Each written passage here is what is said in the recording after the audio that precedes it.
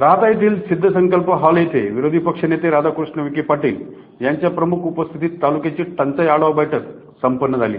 या बैठकीत नागरिकांनी तक्रारीचा पाढा वाचला। अनेक शासकीय विभागातील समस्या, नागरी समस्या, पाणी टंचाई, रखडलेली विकास कामं या संदर्भात या बैठकीत आढावा घेण्यात आला।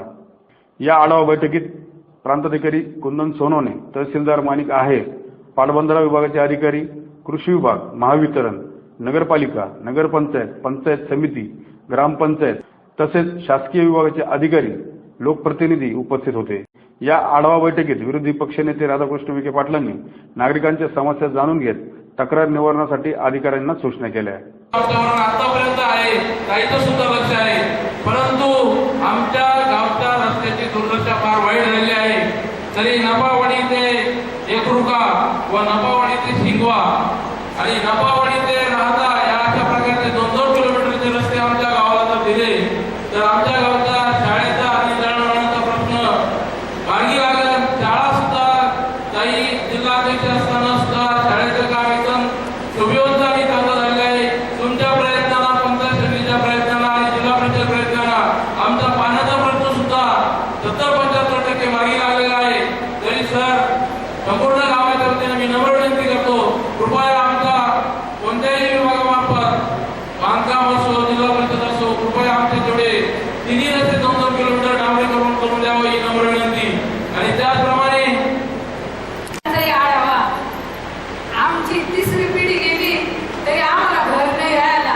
एक शोकांतिका आहे, तुम्हाला मी 2 वेळेस भाषणातून सांगितलं होतं। आता कॉर्पोरेशनची शेती महामंडळाची जागा आहे, सर्व लोकांचे घर मंजूर झालेले आहे।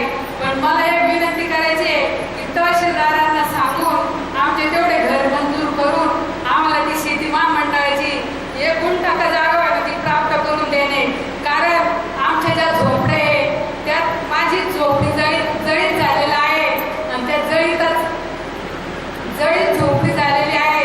तेव्हा आमच्या जर अशा घरपट्टी असेल तर जळीताची बाजू आमच्यावर आली नसती।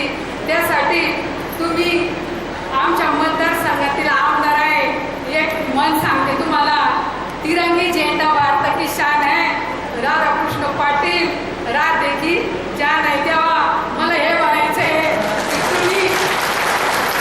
तुम्ही जर आमच्याकडे एवढं दुर्लक्ष करू नका, कारण राहील त्याला घर आणि पाहिजे त्याला जमीन अशी म्हण आहे। तेव्हा मला हे म्हणायचं आहे की गोरगरीब लोकांचा एक प्रश्न सोडवा आणि त्यांचे सर्व घरकुलं मंजूर झालेले आहे।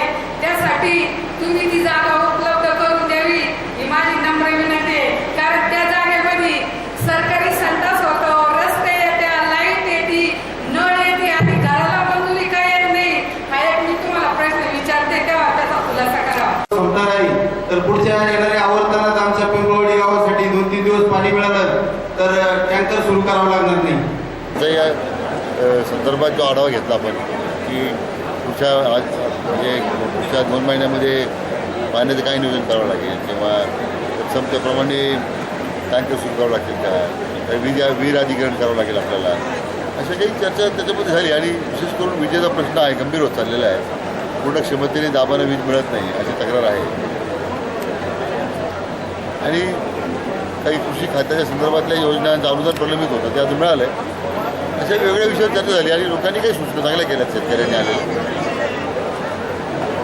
त्यामुळे मला वाटतं की हा आढावा गरजेचा होता, ज्यामुळे आपल्याला जी काही प्रश्नाची उकल होते, त्याच्यामध्ये निर्णय घेणं सोपं जातं। आम्हाला सूचना चांगल्या आल्या आहेत आजच्या बैठकीत। म्हणून मग ही आढावा बैठक त्यासाठीच होती की पुढच्या 1-2 महिन्यात जो काही उन्हाळा सुरू झाला आहे त्यातून आपल्याला अधिक कशा पद्धतीने ज्या भागात पाण्याची टंचाई आहे किंवा मग अन्य ज्या विषयाबद्दल लोकांच्या सूचना आल्या आहेत त्यांना कशी मदत करता येईल। त्यामुळे मला वाटतं काही निर्णय आम्ही या निमित्ताने केलेले आहे। 3,000 कोटीचा जो होता तो आता केंद्राकडे पाठवलेला आहे। उच्चाधिकार समिती त्याला मंजुरी मिळालेली आहे। आता केंद्राकडे जाऊन त्या संदर्भात मी स्वतः माननीय मुख्यमंत्र्यांशी बोललेलो आहे की त्याच्याबद्दल केंद्राकडून किती आपल्याला निधी मिळू शकतो। पण शेवटी कसं आहे की साईबाबा संस्थांचा पैसा हा शेवटचा पर्याय असला पाहिजे अशी माझी भूमिका आहे। किंवा त्याच पैशावर शताब्दीचे काम होणार नाही। जसं गुरुकागतीला नांदेडला मोठ्या प्रमाणात निधी मिळाला केंद्राचा, त्याच धर्तीवर समाधी शताब्दीच्या करता बाबांच्या पैसा केंद्राने दिला पाहिजे ही आमची मागणी आहे। या बैठकीच्या अध्यक्षस्थानी बाबासाहेब डांगे, प्रवरा सहकारी साखर कारखान्याचे पोपटराव लाटे, नगरसेवक विजय बोरकर, साहेबराव निधाने, शिर्डी नगरपंचायतीच्या अध्यक्षा योगिताताई शेळके, उपनगराध्यक्ष जगन्नाथ गोंदकर, नगरसेवक अभय शेळके, जिल्हा परिषद सदस्या कविता लहारे, दिनेश बर्डे तसेच तालुक्यातील नागरिक मोठ्या संख्येने उपस्थित होते. माय न्यूजसाठी प्रतिनिधी ज्ञानेश्वर जोरे, राहता.